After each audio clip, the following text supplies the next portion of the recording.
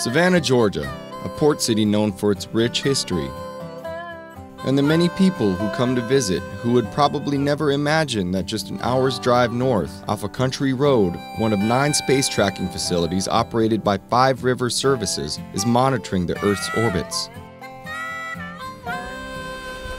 5 Rivers Services, a NANA development corporation company specializing in federal information technology and communications contracts, operates and maintains the Air Force Space Surveillance System, critical to national security. The program started 50 years ago when the Russians launched Sputnik, the world's first satellite. The US government wanted to keep tabs on what was orbiting the Earth.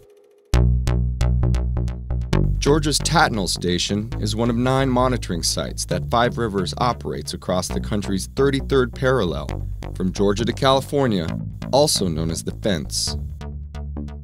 Transmitters send up a fan-shaped beam of electromagnetic energy across the country, and receiver stations, like Tattnall, collect reflected energy from objects as they pass through the fence, such as orbiting satellites, as well as man-made materials no longer in use. That's pretty close. All right. Tattnall Station Manager Jesse Driggers has worked for the Space Surveillance Program for nearly 30 years. With modern technology and more space debris, the need to monitor has grown. In fact, data recently collected by 5 Rivers successfully kept part of a defunct Russian satellite from crashing into the International Space Station. So our data was able to tell them that if they didn't move the International Space Station somewhat, that they were going to have a collision, and it was probably, have devastating results to the International Space Station. Driggers and his crew, along with their mascot Boss, monitor data that's picked up by the surrounding receivers. Since 5 Rivers took over the contract, there are more required checks and balances, from maintaining equipment to operations, making the data more accurate. In fact, 5 Rivers was recognized by the Air Force for outstanding service.